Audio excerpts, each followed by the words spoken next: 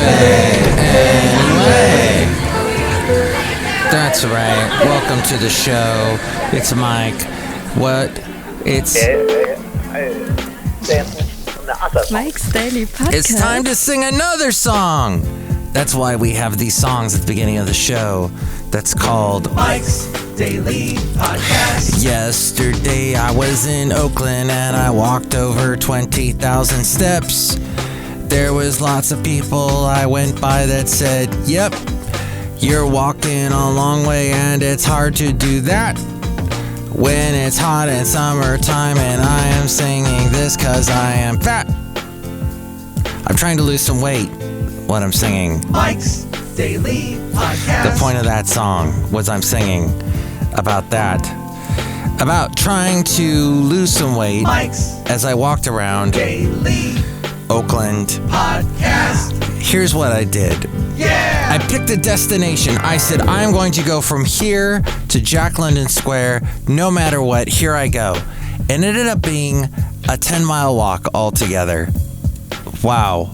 So I'm not as sore as I thought I'd be. Thank God. I thought I would be very, very sore. And somehow I was spared. But it's good to get out there and walk and wear the sunscreen on those hot sunny days as it was yesterday. Even in Oakland, it was pretty warm. But it was nice to get out there. I did a podcast yesterday.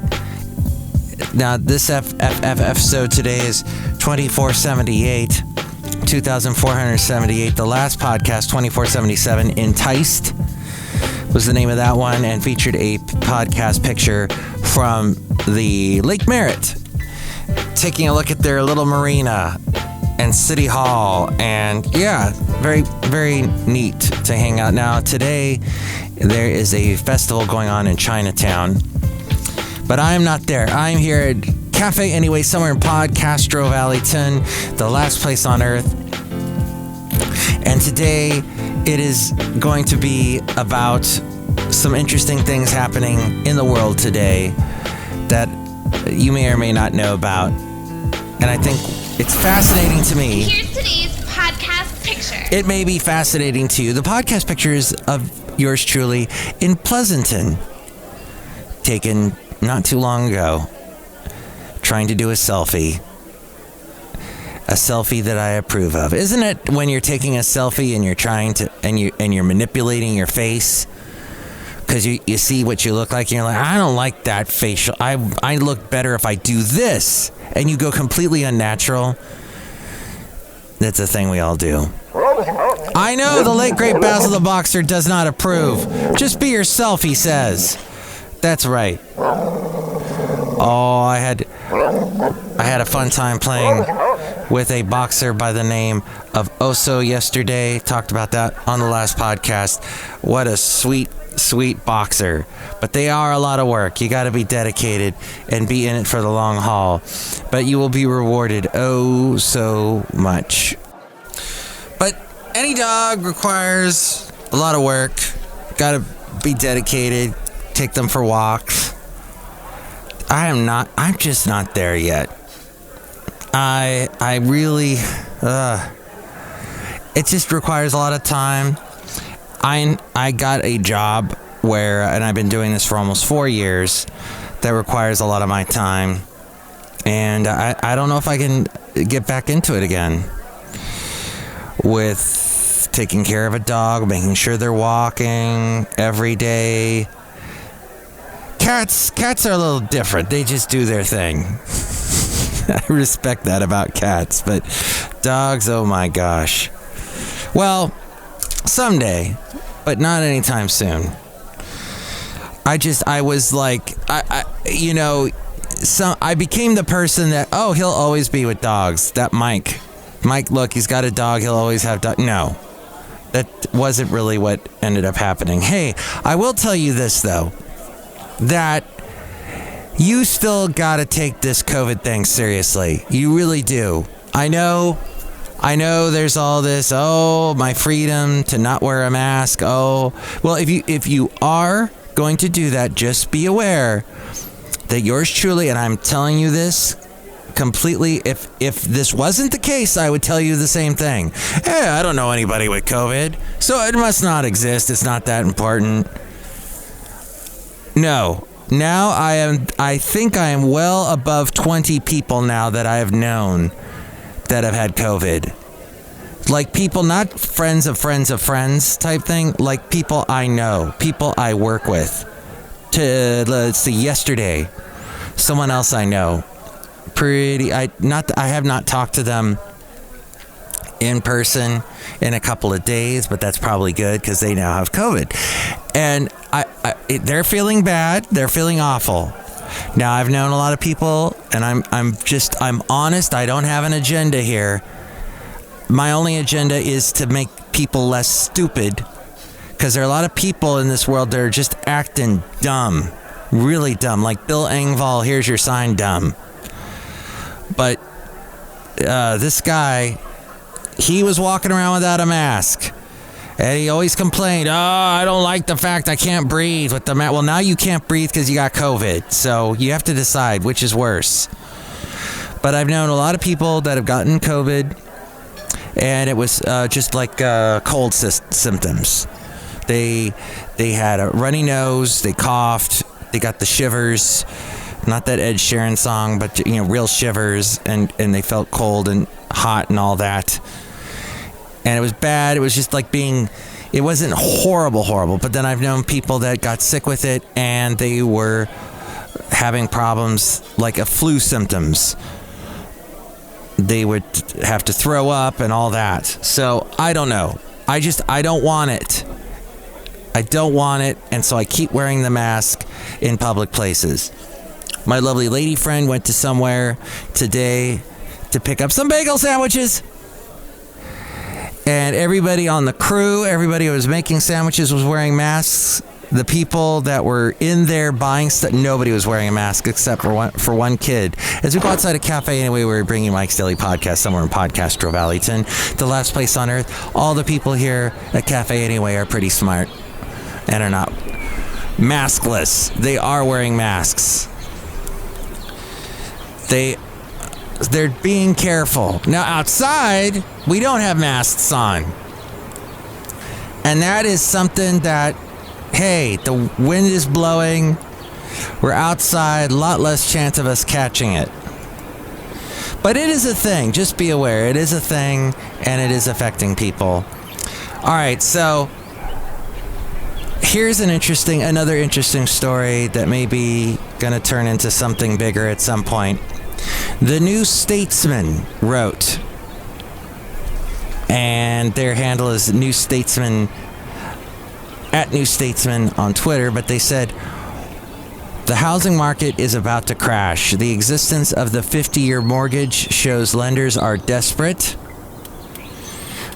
The New Statesman is not usually in the business of giving financial advice, but following the announcement that a new lender has been awarded a license to bring 50-year mortgages to the British market, so not here, but to the British market,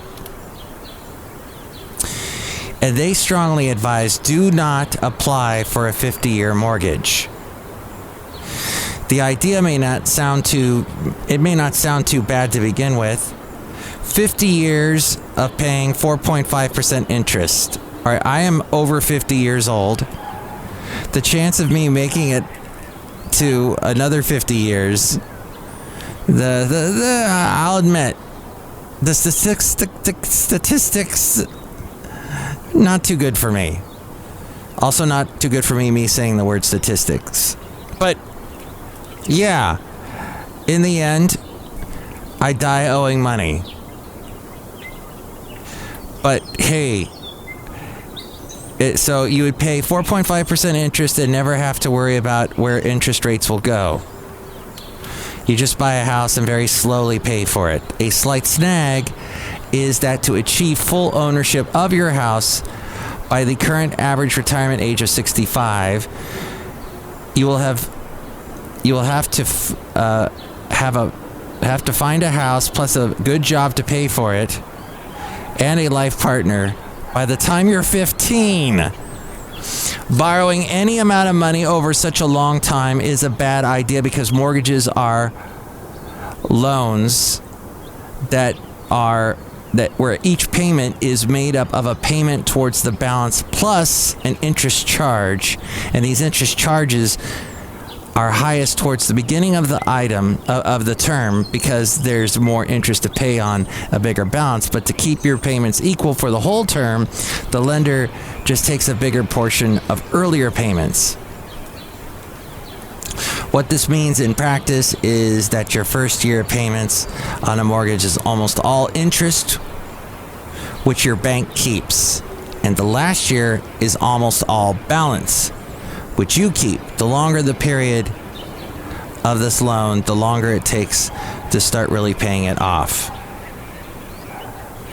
And that is from the New Statesman. Their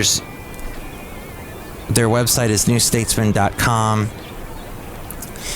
And I don't know.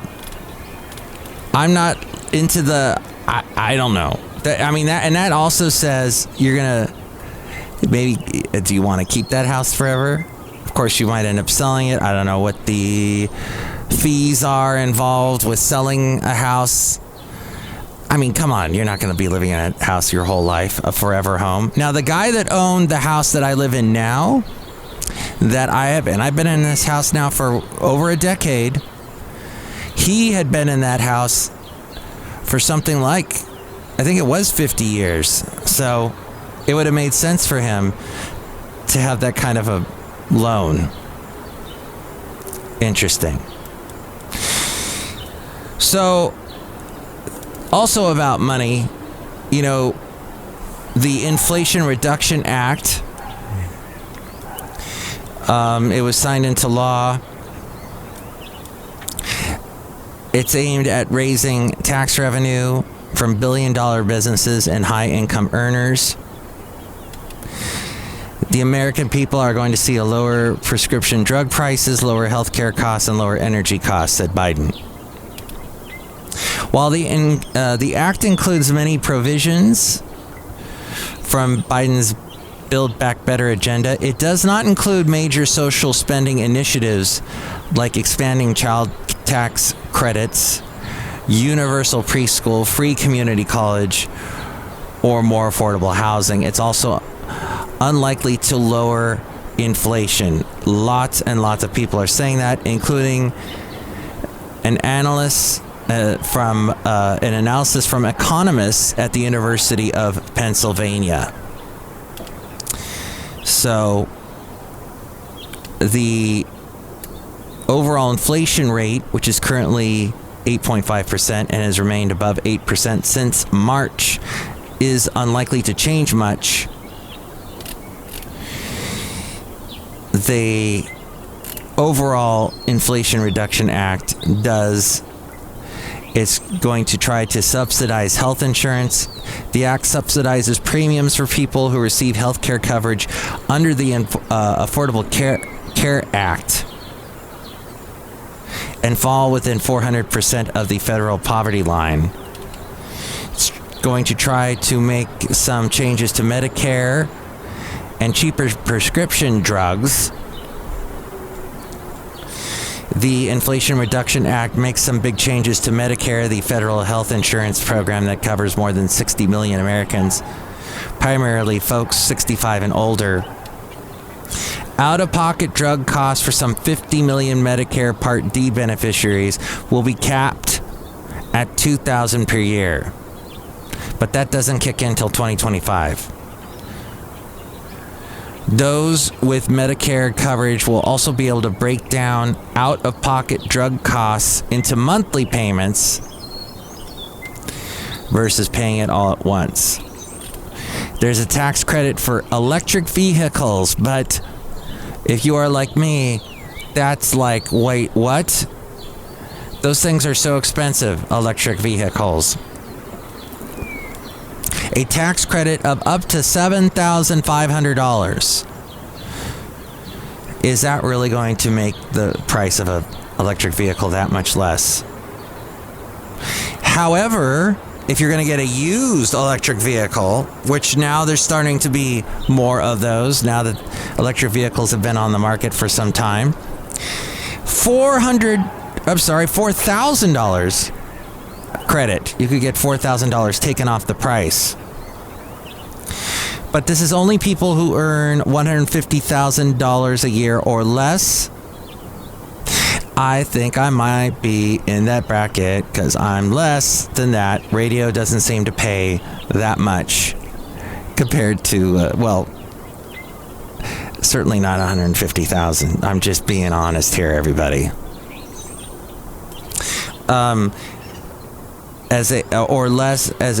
They can qualify for the EV tax credit if you make less. Married couples that file jointly and earn up to $300,000 are eligible. Can't earn any more than that. So, what it does is it applies only to EVs, electric vehicles selling below a certain price. For new electric vans, trucks, and SUVs, the sticker price can't exceed $80,000. The price for new electric cars can't exceed $55,000. Now, for used electric vehicles, it can't cost more than $25,000, and it must be at least 2 years old. So, let's see. That still means roughly you're going to be paying at least $21,000 for a used electric vehicle. I don't know. That doesn't really. Electric vehicles are expensive. Plus, you got to get all that stuff taken care of at your house. Maybe you live, maybe you rent. And where you rent, they have those charging stations already. But those cost something too. So, I don't know. Cafe, I don't know. The energy efficient home upgrades. What is that all about? $14,000 in direct consumer rebates for families to buy heat pumps or other efficient home appliances. So, let's say you got to buy yourself a new washer. Let's see if that... You get a tax credit of up to 30% for the cost of installing... Oh, this is more for like the solar stuff. Solar, wind, and other renewable energy systems. If that's what you're into.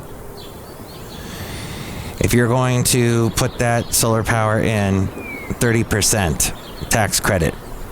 A max of $2,000. There is also... I don't know exactly if this is going to apply to washers and dryers, though. Stuff that the average American might be purchasing. But there you go. That's I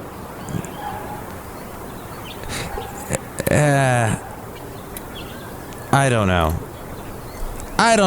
I mean, I'm not like gushing about it. I was hoping for more stuff like, yeah, if you want to buy a new washer that's energy efficient, which I did. I bought a washer back in, but that was 2007. It's still running. But I would sure like to do another energy efficient one. I would like a tax credit on that, please. Meanwhile, so if you hate Biden, but you hate Trump even more, Liz Cheney might be your answer. She, who has become the face of the party's opposition to former President Donald Trump for the Republicans, said that she shared a bond with her House Republican colleagues who also voted to impeach Trump. She talked about this yesterday. The fact we all made the decision we did and have faced the consequences for that decision will be a bond forever. She lost to a Trump-backed candidate this past week, Harriet Hageman, on Tuesday in her House primary by more than 30 percentage points. And every conservative talk show host has been going, yay, yay, yay, the death of the rhinos, yay. When once upon a time, Trump was a rhino. But hey, remember he gave money to Hillary and her campaign years ago? She has since aimed to frame the loss as a new beginning in her efforts to oppose Trump. I should say that was Hillary running not for president, but I think that was when she was running for Senate years ago. That's enough. Put down the mic. But Liz has since aimed to frame the loss as a new beginning in her efforts to oppose Trump. Cheney received calls from some Republicans after her defeat, as well as President Joe Biden. She says she had a very good talk with Biden, a talk about the importance of putting the country ahead of partisanship. All of her colleagues who voted to impeach Trump gave her a call, too. And I heard something like Mitt Romney told her or said she should not run for president because she's not going to get the votes, which, yeah, it seems pretty obvious. She wouldn't get Republican support. But it looks like she is going to do it there. Well, of those House Republicans that voted to impeach Trump, 4 lost primaries, 2 won their primaries, and 4 decided to leave Congress. So, there you go. Outside a cafe anyway, somewhere in Podcaster Valley, look who's here. Hi, Mike. It's Benita the Rodeo Queen. How y'all doing? I brought my horse nearly. It's a Disgruntled Fiddle Player, tell you what. What? Yeah, if you vote against Trump, you're gonna get voted out. That's just called physics. Uh-huh. Well, it's an interesting time in politics. Yes, it is. So interesting that I'm going to talk about something else. Look who else is here. Oh, man, can I make the delicious root beer? Have some. Thank you. Oh, that's so good. I see even the birds are drinking your root beer. Yeah, I told them to drink around now. I'll cut you. Don't cut the birds. That's so vicious and mean and cruel. You know what's not cruel, though? To hear 2 new songs and you vote for the song you like better. I guess it's cruel to the song that loses, but it's the Mike Matthews New Tunes feud. And people, they're nice. They will send me songs and email them to me. And my email is mikesdailypodcast@gmail.com. So you can always email me what you think, or you can call me at 336-MM Daily. 3 + 3 = 6. MM is in Mike Matthews. Daily is what this podcast is, or tries to be. Sometimes I'm successful. Okay. Here is a new song that was sent to me. And let's see here. Wow. I was going to play this for you, and they basically just sent it. Oh. No? Okay, here we go. Wow. Some people don't write their emails very clearly. 1, 2. This is Zach Rosen.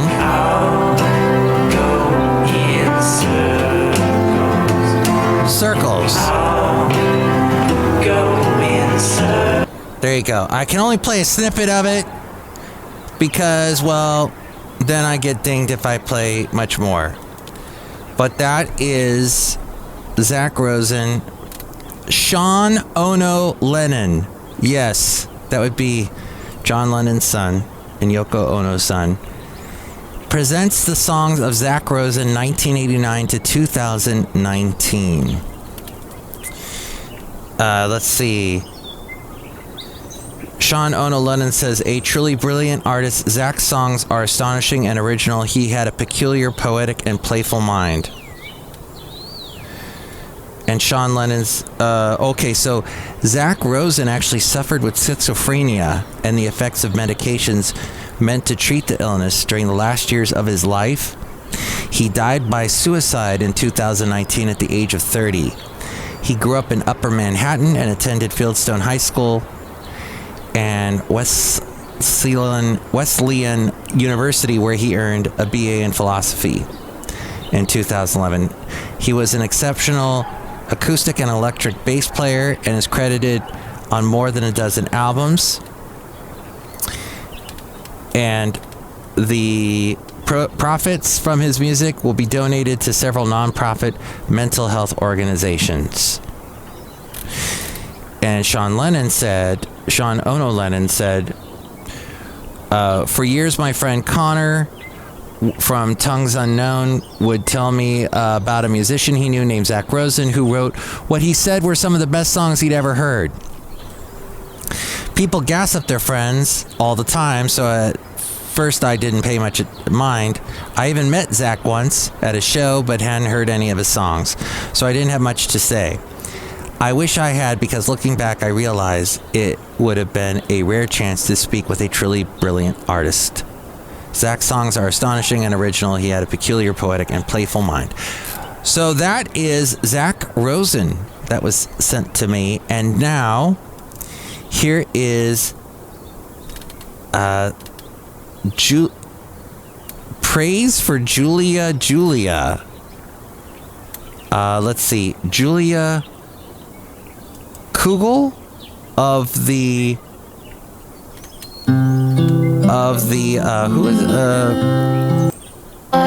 who is Julia. No hard feelings is what this is.